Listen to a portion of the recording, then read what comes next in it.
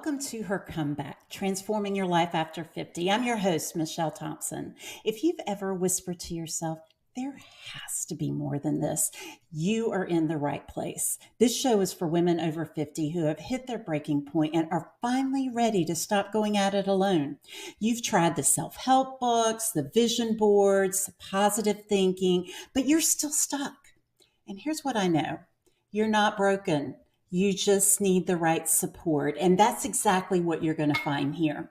Each week, I'll sit down with incredible women who have transformed their lives.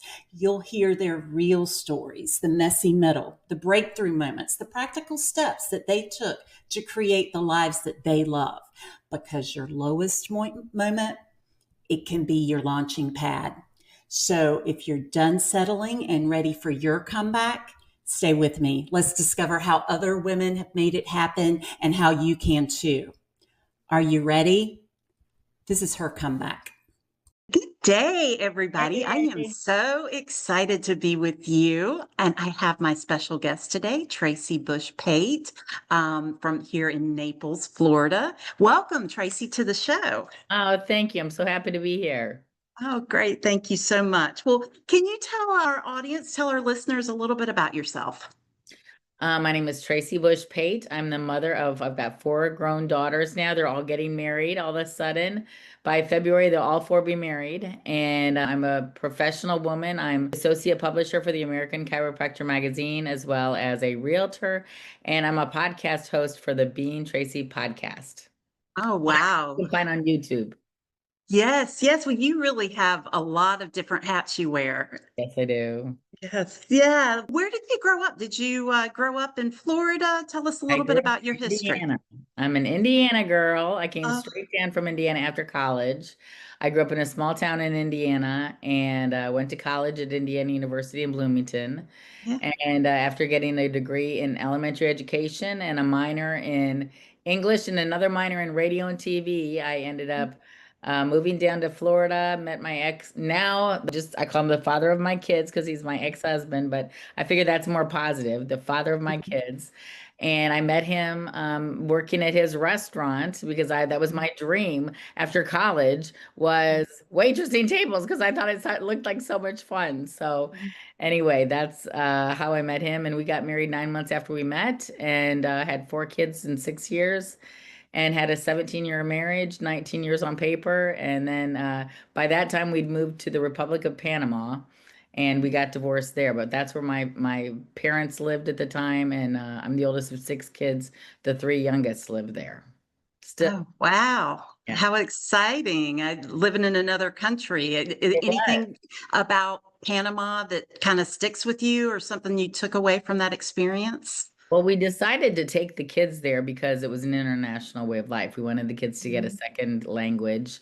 And so when my husband came home and said, that he wanted to move, I was like, well, it seems like a no-brainer. We have family in Panama already. So we ended up taking the kids there, and I loved it. I did love life there, but it became obvious to me after a few years there that I wasn't going to find the man of my dreams or the man that was going to take me seriously enough to marry as a gringa in Panama. So I ended up coming back after 10 years there.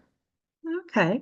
All right. Wow. Well, and as I understand it from hearing a little bit of your story before, you've had quite a few moves, and like even in your 50s, it seems like that you've Yeah. moved to a few different places.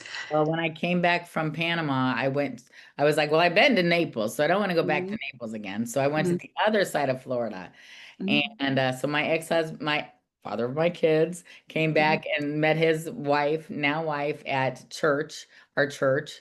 And I went to 5 years in South Beach, 2 years in Coral Gables, where I got my driver's license before I moved to Coral Gables. So that's when I felt like I grew up because I got a car when Yeah. I moved there. And when I lived in South Beach, I just rode a bicycle around with 2 baskets and worked out of my home for the American Chiropractor magazine. And so then when I moved to Coral Gables, I started doing the real estate. And after 2 years there, I moved to Boca, Boca East, I lived in Meisner Park, which is just beautiful. And then I moved to Boca West for about 5 months. And then I moved to Palm Beach. And I was only there a couple months and then decided, what am I doing over here? It's a lot like Naples. going Mhm. back to my kids. So that's what happened. Yeah. Oh, now what was key for you as you moved to these different towns, like kind of creating a new life as you moved to these different places? What would you say was key? What you mean that why did I want to keep moving? Well, just kind of like every time you move somewhere, you have to like there's new friends, you create a new life in that space, in that town. How was your experience in doing that, creating a new space for yourself? My father always said change is growth, and I really believe that change is Mm, growth. And so, I now that I'm back in Naples again, where I started, mhm, I'm grateful that I had that time to travel around and see different parts of Florida and mhm. know exactly why I want to be back here in Naples. Well, And I really enjoyed every moment that I spent in Panama and in all over Florida. I'm an adventurer. It was an mhm. adventurous trip, and I'm grateful for all the friendships that I made and I still have, but I'm really happy to be back where I came from. Oh, awesome. Now, it's so exciting, your podcast that you do, the Being Tracy Show. Tell us some more about that. What do you want listeners to take away from your show? Well, what drove me really is that I want people to understand that they need to have a calling to inspire themselves, to believe in themselves again, and that we've all got a story. We've all been through trials and tribulations that make us the wonderful pieces that we are today. And Mhm, so I love to hear people go through their stories and pick out the little nuggets of wisdom that we can all gain from those stories to become mhm. better individuals ourselves. Yeah, awesome. What challenges or adversities have you faced in your life that's kind of shaped the woman that you are today?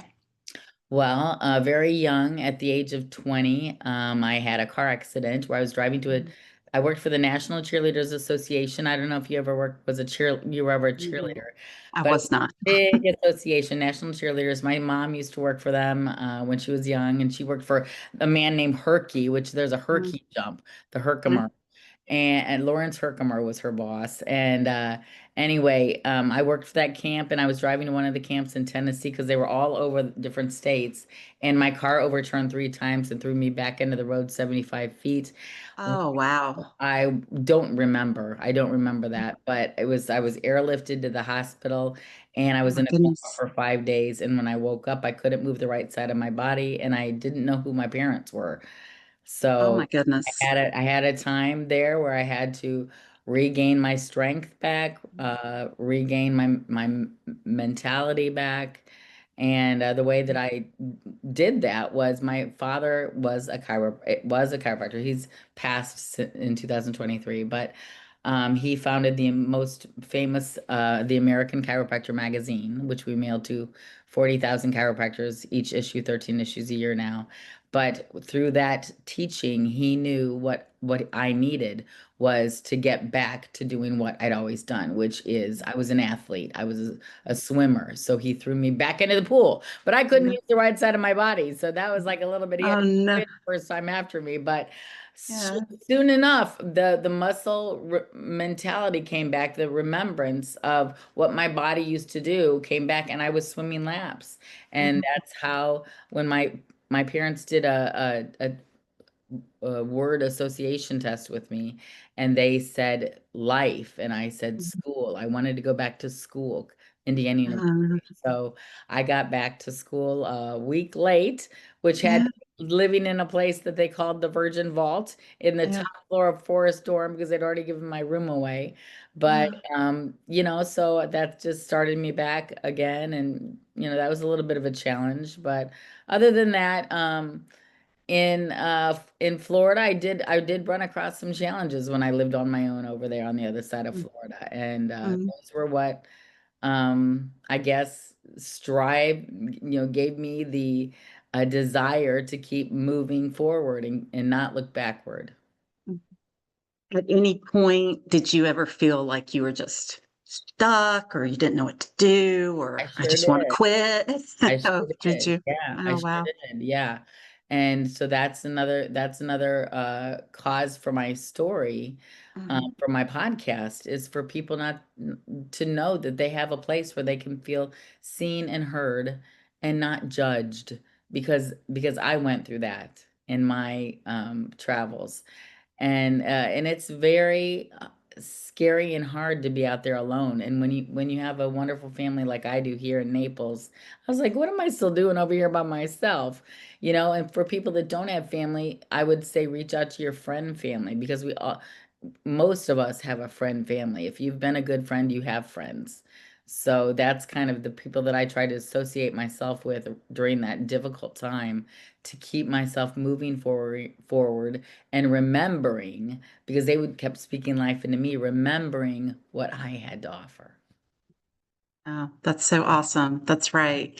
And is there any particular thing that comes to mind as far as these different mindset shifts of how you were able to turn adversity into something good? Was there any particular thing that helped you through that? I think it's important for people to remember that.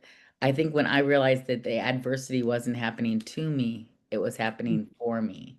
Mhm. And I think it was really important for me to keep asking myself, what is this? Why is this happening to me? Why does this keep happening? What am I supposed to be learning from this? What are you trying to teach me? And then finally at the end, I was just like, okay, God, I get it. When these bad things kept happening to me when I lived in Miami, like about 5 or 6 really bad things happened in the course of about 6 months. My sister said, Tracy, anybody that those things would have happened to would have just crumbled.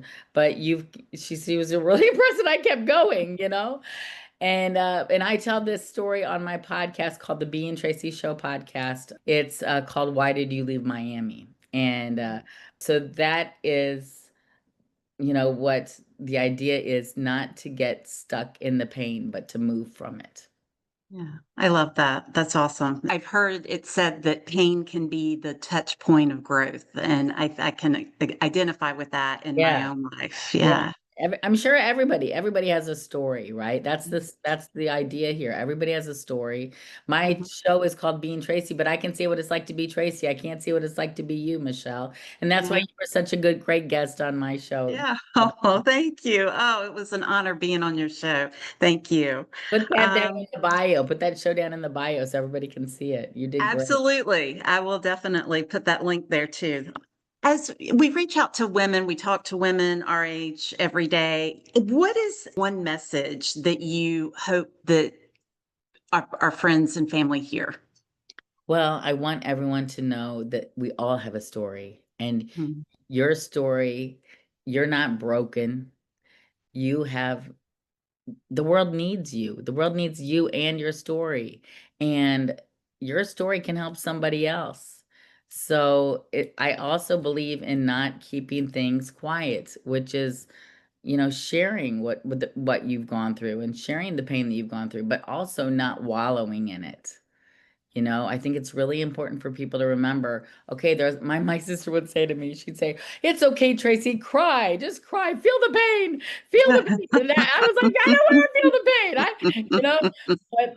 But I have heard that said a number of times. I mean, it's important for you to take that time to yourself, feel the pain that you're going through at that moment, and then use that pain to boost you into something better. And sometimes we have to pray, and we have to go inside ourselves, and to hear what it is we're supposed to do. Like in my situation, I finally had to come to the realization that I wasn't meant to be in Miami. I thought I was.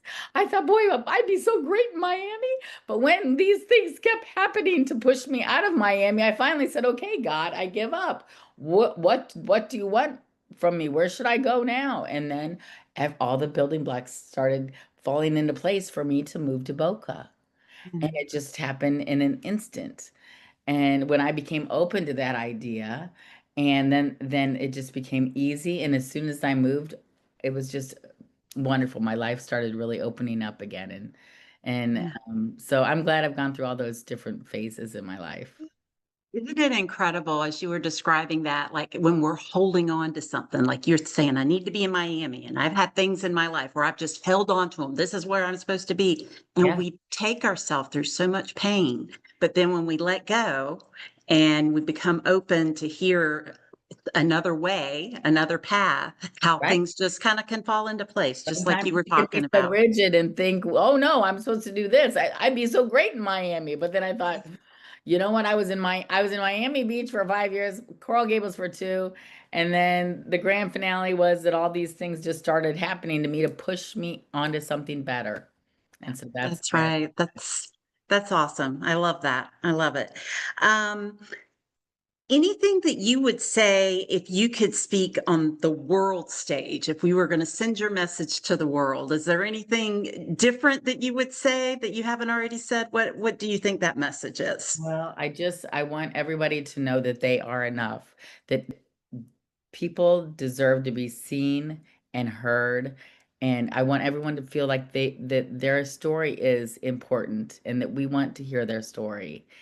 And so I'm writing a book. I'm in the process of producing a book, my first book.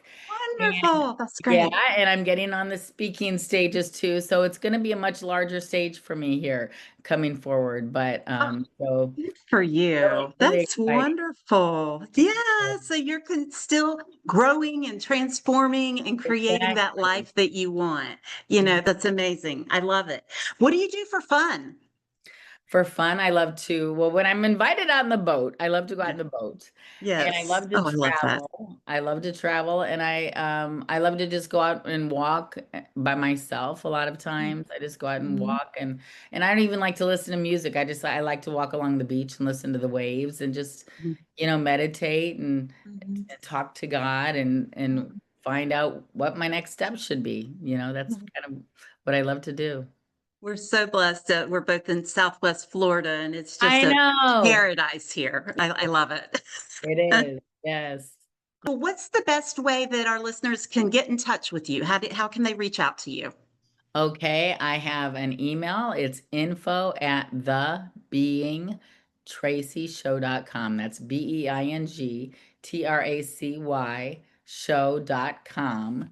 And then I also have a podcast that I just mentioned on YouTube, which is the Being Tracy Show podcast, BEING And that is up there and it has all of my contact information in it as well. And I also have a pretty big page on Facebook, which is called what do you think? It's called Being Tracy. That's it. And those are all great ways to get a hold of me.